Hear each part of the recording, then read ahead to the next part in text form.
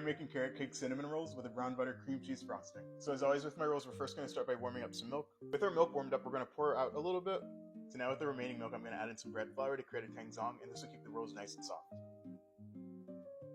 We're going to return this to the stove and continue stirring until it looks like mashed potatoes.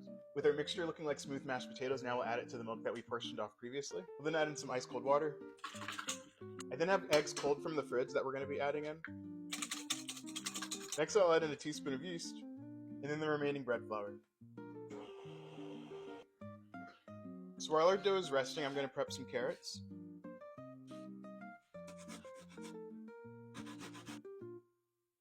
So before we have the carrots, I have some sugar, and then some salt. So now we're going to mix this for about 15 minutes.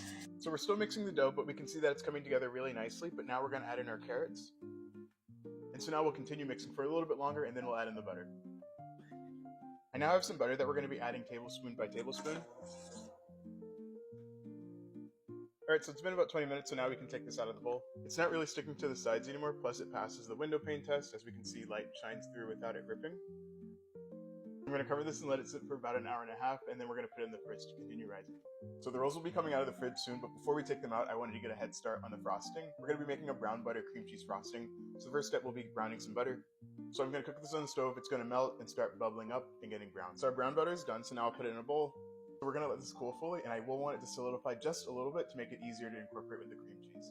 The brown butter is cooling down, so now we're going to work on the carrot cake filling. So first I have some brown sugar, some cinnamon, a little bit of nutmeg, and then some ginger. This is totally optional, and if you don't like raisins, you can definitely leave them out, but I'm going to add some raisins. And then the same for pecans. If you don't like them, you can definitely leave them out as well.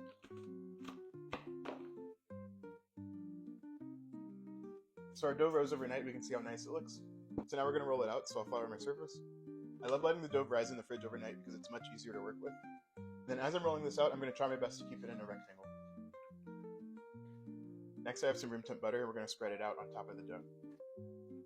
And then we'll get the topping we created evenly distributed. So now with the edge closest to me, we'll get this rolled out. Then I like to make sure that it lands on its seam to rest. So I have my prepared pan, so now we're going to try getting these into 12 even cuts. We can see we have the nice spiral. I'm going to cover this with foil and let it continue rising for about another hour, and then we'll put it in the oven. Along with the brown butter cream cheese frosting, we're also going to be topping the rolls with some candied pecans. So we're going to start with some butter, some brown sugar. I also have a tablespoon of water, and a little bit of cinnamon. So now I'm going to put this on the stove, the butter's going to melt, and everything will start bubbling together, and then we'll add in our pecans. You can see the mixture started to bubble, so now I'm going to add in our pecans.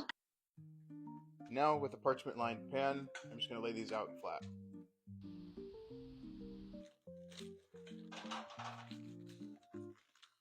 I'll set this aside, and now we're going to finish up our brown butter cream cheese frosting. So this is the butter that we browned earlier, and we can see that it's solidified. So now I'm going to scoop it out and put it into this larger bowl. I then have some softened cream cheese. I'm now going to add some powdered sugar to our butter and cream cheese. And then I'll add in a splash of vanilla. So now I'll get these topped with some frosting. I'll then do a quick chop of the candied pecans I made.